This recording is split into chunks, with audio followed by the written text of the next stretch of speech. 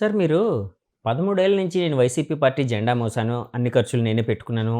Every కార్యక్రమం అంతా ప్రతి మీకు కార్యక్రమం ఛాలెంజ్ అంతా చేస్తున్నా. అదే మీకు మీరే ఛాలెంజ్ హ్మ్. చేస్తున్నా. ఆ హ్మ్. పార్టీ నాయకులకు ఛాలెంజ్ చేస్తున్నా. హ్మ్. ఒక జెండా తీసుకున్నట్టు ప్రూవ్ చేయమనండి. హ్మ్. ఒక జెండా డబ్బులు పక్కన పెట్టండి. హ్మ్. పార్టీ పనులు పక్కన పెట్టండి. జెండా ముందు డబ్బులు దాకా ఎందుకు? హ్మ్. ఒక జెండా. జగన్మోహన్ రెడ్డి గారి ఇంట్లో నేను తాగుంటే 2, 3 టీలు తాగుంటా ఆయనతో పాటు. అంతే హ్మ్. తప్ప ఒక్క జెండా కూడా నేను తీసుకోలేదు ఈరోజు. జగన్ గారు మీ ఇంటికి వచ్చినప్పుడు సర్వస్వం ఓకే. నేను పార్టీకి ఆయనకు తెలుసు. ఆయన ఆత్మకు తెలుసు. నేను కొన్ని మాట్లాడకూడదు. హ్మ్. ఆయన ఆత్మకు తెలుసు. ఆయనకు తెలుసు నేనేం చేశానో. ఆయన నాకేం చేయడం ఆయనకు తెలుసు. సో అలాంటి డిస్కషన్ ఆయన మీద కొన్ని అందరిలాగా నోటికే వేస్తా నాయకుడిని అని బయటకు రావాల్సిన అవసరం నాకు లేదు. జగన్మోహన్ రెడ్డి గారితో మీ రిలేషన్ ఎలా ఉండేది సార్? ఎందుకంటే రిలేషన్ హ్యాపీగా కాదు సార్, నేను విన్నది ఏంటంటే వైజాగ్ ఆయన వచ్చేటప్పుడు మీ ఇంటికి కూడా వచ్చేవారని విన్నాను. 6 సార్లు వచ్చాడు, 5 సార్లు ఇదే బెడ్రూమ్ లో పడుకున్నాడు సార్. ఓకే. నాకు ఏ ప్రాబ్లం ఇదే ఇంటికి వచ్చారండి? ఇదే ఇల్లు, ఇదే నా రెండు బర్త్డేలకు కూడా ఇక్కడ కేక్ కట్ చేశాడు సార్. నాకు అంత అభిమానం. అభిమానం కాబట్టే 6 సంవత్సరాల నా ప్రయాణం నిద్రలేని రాత్రులు గడిపేటువంటి పొలిటికల్ డేస్ చూశాను నేను. నిద్ర కూడా అన్ని అవమానాలు పొందాను. నేను పడిన అవమానాలు ఈ పార్టీలు ఎవరు పడరు. అంటే అవమానాలు పెట్టింది ఎవరు సార్? అసలు అర్థమయ్యేది కాదు. ఎందుకు ఇలా చేస్తా ఉన్నారు? నా వెనకున్న వ్యక్తుల్ని పెంచుతా ఉన్నారు, నన్ను తగ్గిస్తా ఉన్నారు. అంటే జగన్ గారికి తెలియకుండా జరిగిందండి ఇది? జగన్ గారికి వీళ్ళు కారణాలు ఏమైనా కావచ్చు, తెలియకుండా జరగడానికి ఛాన్సే లేదు. ఓకే. వెనకాల మాట్లాడడం వల్ల, లేకపోతే ఆయన సీఎం అయ్యాడు కదండి, గ్రౌండ్ లెవెల్ చూసుకునే పరిస్థితి లేదు. కొంతమంది పెద్ద మనుషుల మాట విన్నాడు, ఇని ఇలాంటి పరిస్థితి తెచ్చుకున్నాం. అంతే తప్ప నేను పడిన బాధలు ఈ పార్టీలో బహుశా ఎవ్వరు పడరు. మానసికంగా రాజకీయ ఆత్మహత్య అంటారు చూసావా? ఆత్మహత్య అంటారు. రాజకీయంగా చంపేశారు. మామూలు ఆత్మ, ఒక రకమైన ఆత్మ కాదు.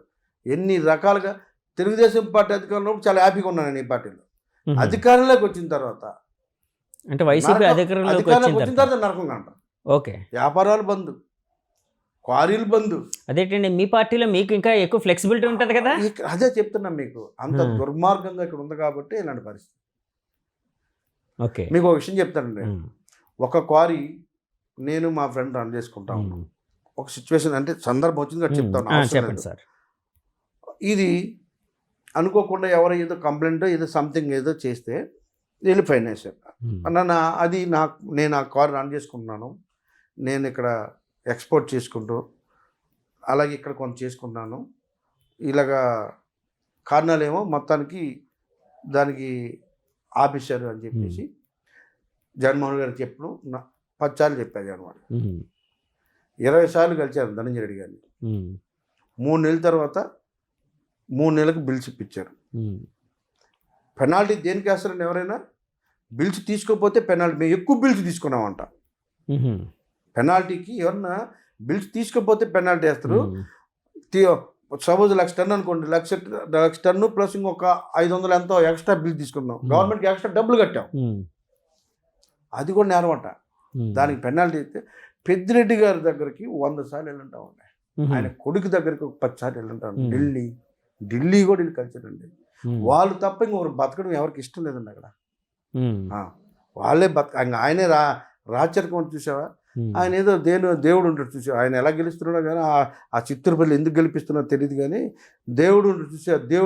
దేవుడైనా సరే ఒక నిమిషం వెంకటేశ్వర దగ్గర దండం పెట్టుకోవడానికి 2 నిమిషాలు టైం ఇస్తున్నారు. అబ్బాబ్బా ఆయన పోజ్ చూస్తే మరి ఆ ప్రజలు మరి అర్థం చేసుకోవాలి. అంటే కలవడం కుదరలేదండి పెద్దిరెడ్డి గారిని? అసలు ఆయన మాట్లాడే అంటే వెళ్తూ ఉంటాడు ఆయన ఏంటి ఎవరికి అర్థం అవ్వదు. నా రాజకీయ జీవితం చూసిన వరస్ట్ ఫెయిల్ ఆయన. వరస్ట్ ఫెయిల్ ఆయన తప్ప ఇంకొకటి బతకడు ఆయనకి ఇష్టం లేదు. యాక్టింగ్ అంతా పిఏ చెప్తాడు, మళ్ళీ కొడుకు చెప్పాడు, నాన్న చెప్పాడు అంటాడు. అంతా అది ఇంకా అక్కడ తిరుగుతూ ఉంటాడు చక్రం. 6 నెలలు హింసపడ్డాం ఆ క్వారీ నుంచి. అరే బాబు నేనుంటే నీకు ఇలా ఉండదు, వదిలేరు నువ్వు కూడా. నేనే వదిలేసి ఆ వ్యాపారం క్లోజ్ చేశాను. 6 నెలలు ఎందుకు క్లోజ్ చేశాను? బిజినెస్ మానేశాను, ఓకే. క్రషర్ కూడా వదిలేశాను, ఆ, అసలు వ్యాపారాలు మానేశాను నేను ఉమ్. పూర్తిగా బయటకు వచ్చాను. మరి ఇలాంటి ఇబ్బందులు పడ్డామని చెప్పి ఎవరు మీరు చెప్పుకోవాలి? విజయసాయి రెడ్డి గారో లేకపోతే జగన్ గారో తెలుసు, లేదా సజ్జల గారో విజయ- ఎవరికైనా విజయ- చెప్పడం. విజయసాయి రెడ్డి గారికి తెలుసు. ఉమ్. విజయసాయి రెడ్డి గారు కూడా 5 సార్లు ఫోన్ చేశాడు ఆ మంత్రికి. ఉహుం. ఆయన మీ కూడా తరఫున.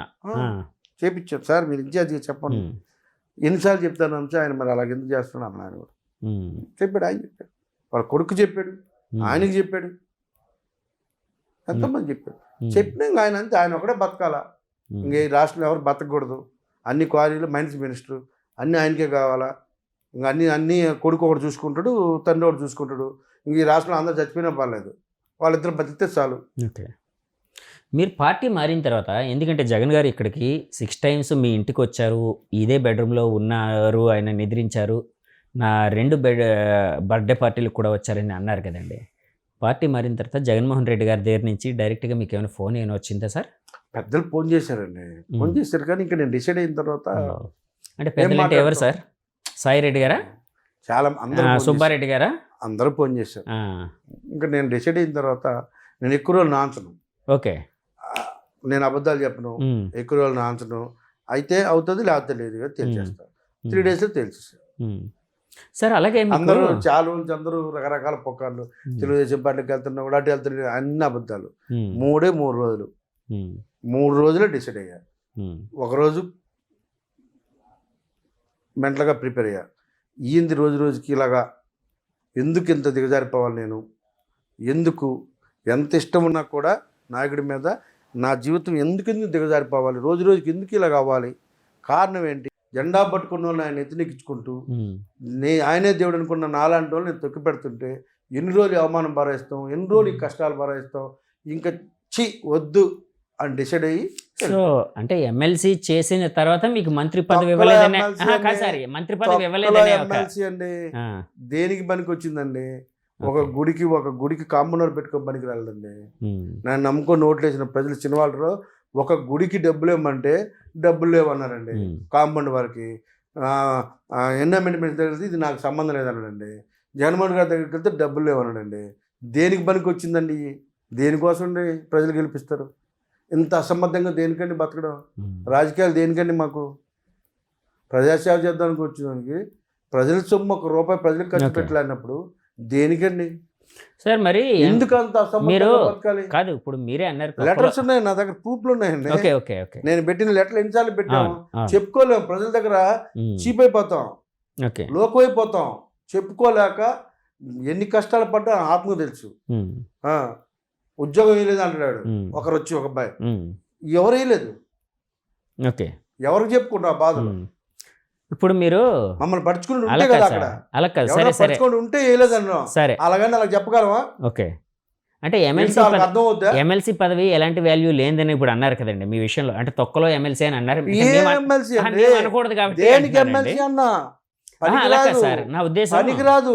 అదే మరి ఎమ్మెల్సీకి ఎందుకు రిజైన్ చేయలేదు మీరు? నేను చెప్తున్నా, నేను రిజైన్ చేశా. నేను రిజైన్ లెటర్ పట్టుకెళ్ళి మా నాయకు జాయిన్ అవుతున్న నా దగ్గరికి, నువ్వు చెయ్యొద్దు, వాళ్ళందరూ చేస్తే నువ్వు చెయ్యి. ఓకే, ఎందుకు చెయ్యాలి, జనసేన తీసుకున్నాడా, టీడీపీని తీసుకున్నాడా, నీతి గురించి ఆయన మాట్లాడేది, నువ్వెందుకు నీతిగా ఉండాలి? ఎవరన్నారు సార్ ఇది? మీ నాయకులే.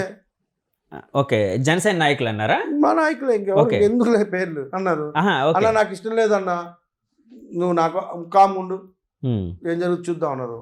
ఎందుకు అడుగుతున్నానంటే సార్, ఇప్పుడు బయట చాలామంది చెప్పుకునేది ఏంటంటే, అంటే అభిమానులు చెప్పుకునేది ఏంటంటే, జనసేన అభిమానులు పర్టికులర్గా మా జనసేన పార్టీ విలువల పరంగా లేకపోతే ఐడియాలజీ పరంగా ఇప్పుడు ఆపరేషన్ లేకుండానే మోకాళ్లకు ప్లాస్మా ట్రీట్మెంట్, మీ ఆర్థోపెడిక్ సమస్యలన్నిటికీ రోబోటిక్ టెక్నాలజీ ద్వారా తక్కువ ఖర్చుతో శాశ్వత పరిష్కారం, ఫ్రీ కన్సల్టేషన్, ప్రతి ట్రీట్మెంట్ పై 20% డిస్కౌంట్. ఈ ఆఫర్ కొద్ది రోజులు మాత్రమే, త్వరపడండి.